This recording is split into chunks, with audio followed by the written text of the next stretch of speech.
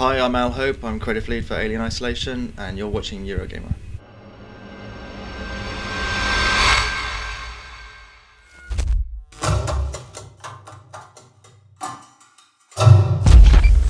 Greetings gamers, Ian Higton from Eurogamer here, and this weekend just gone I learnt that at EGX Resd everyone can hear you scream. We had the privilege of hosting the very first publicly playable demo of Alien Isolation, and by standing just outside the booth it was possible to hear even the bravest of gamers pooping their pants at the sight of the penis-headed predator. In fact, it was so scary that one Eurogamer writer, who shall remain nameless, Martin Robinson, couldn't even bring himself to finish the demo as he found it too terrifying. Weak.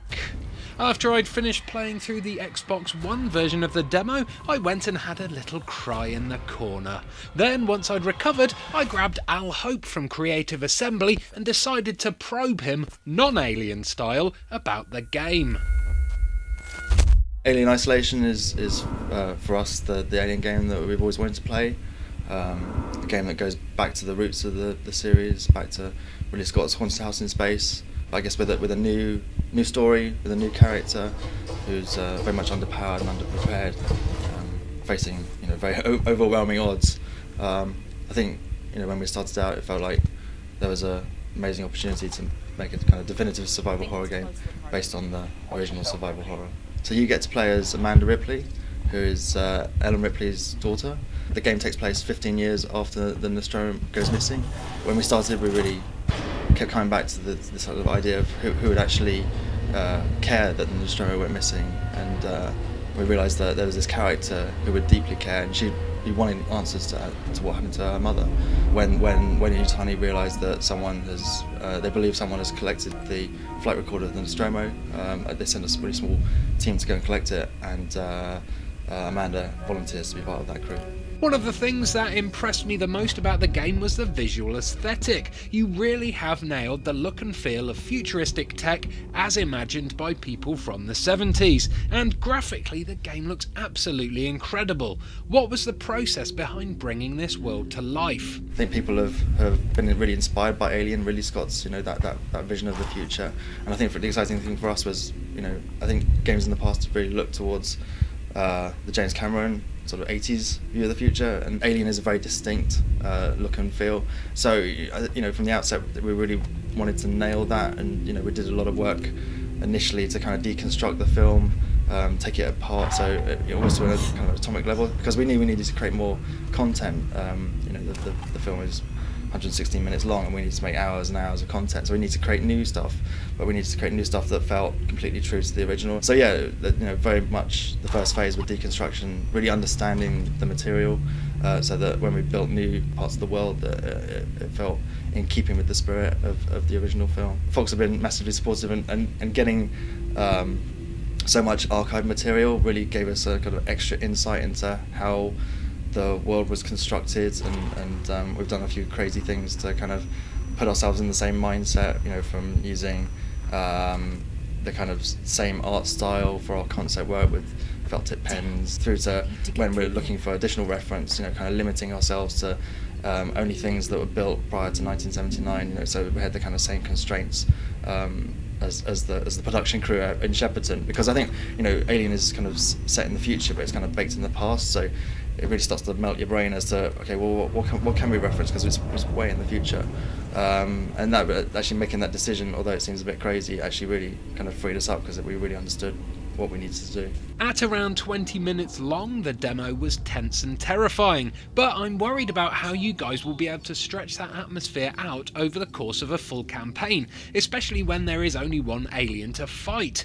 What other surprises or hazards will you have in store to keep the game interesting and the horror aspect fresh? Sevastopol, the station the game takes place in, is a very physically dangerous place, and so actually navigating your way through it is almost like a puzzle in itself, so that's a problem to occupy the player.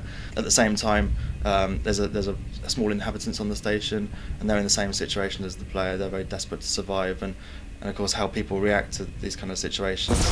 is unpredictable, and sometimes it's positive, sometimes negative, and that's something else for the player to think about. And all within the kind of umbrella of knowing that the alien kind of could appear at any point. There's a kind of crafting system where exploring the environment kind of pays off, and you have the opportunity to build things that will help, change the odds a little bit. And so, combining all those things together, along with the story, I think you get a really nice variety and kind of interest, and the game couldn't be X hours of what we're showing today. I think that would just be kind of relentlessly oppressive, and just it probably wouldn't be fun. So this is a game very much about tension and release. We do want people to breathe a sigh of relief and gather their thoughts before going back into the unknown. So I mean, I think horror is kind of part of horror is about small victories. Giving the player the sort of sense that I can do it. I have overcome something. I will ultimately survive. And so, that kind of balancing and is really important. How long would you envisage a standard playthrough of the campaign lasting? We always had a sort of sense of how quickly people would play the game, what we noticed early on was people were taking a lot longer than expected. They seem to get really immersed in the world and kind of were checking out everything. I think it's a very highly detailed, really beautiful looking world, and I think people really get immersed and start to investigate everywhere. And of course, when you combine that with the crafting system, then that kind of exploration really pays off. We've built the entire game, and watching people play really helps balance the game and figure out just where this kind of sweet spot of length is. But I think because there's a lot of options that we give the player as to how to navigate and overcome the obstacles that are being thrown at the player, I think there's kind of quite a lot of replay value there as well. What kind of difficulty levels will be available in the game? I'm sure there'll be some masochists out there who'll want 100% hardcore experience. Could we possibly see something like that? A permadeath mode, maybe? We haven't really talked too much about that, but I know there's an audience out there that would really appreciate a very, very hard mode, and through the course of development, the alien we haven't seemed to been able to ramp him up to almost impossible. So I think we're still kind of thinking around some of those ideas. But it's interesting how much people do like a challenge. Being here at EGX Res today gives us a real insight into how thousands of people respond to our alien, and I think we can kind of take that back to the studio and kind of assess just where we want that difficulty to be, and again, I think there's an opportunity to potentially have something that is super challenging if you want it. It's impossible not to mention Alien Isolation without mentioning Alien's Colonial Marines. Gearbox's outsourced effort was a putrid mess, and I'm sure most hardcore fans of the franchise would like to eject it out of the nearest airlock. This means Alien Isolation really doesn't have that tough of an act to follow, but still it seems that, from my hands-on experience and from the feedback I was given by attendees of EGX Rest, Creative Assembly haven't rested on their laurels at all. The atmosphere conjured up by the short, sharp segment of the game we played was utterly faithful to the original film, and the set pieces and levels I saw have been lovingly crafted, so much so that I spent a large amount of time just wandering around the ship admiring things rather than laughing at things, which is what I did with that other game. As a self-titled veteran of first-person survival horror games, I'm well aware of the way scares in these types of things begin to fade after a while. Outlast, for instance, starts out terrifying, but halfway into it, once you've learnt all the mechanics, those scares lose a lot of their impact. Will the same thing happen with Alien Isolation?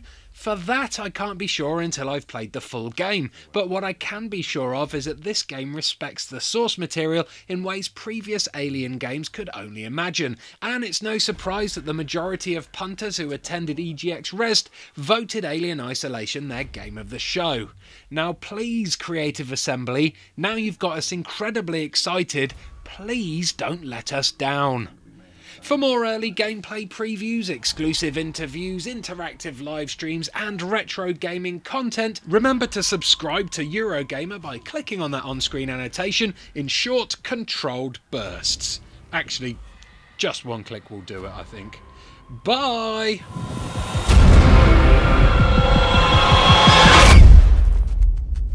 forget to shut the book. Ripley.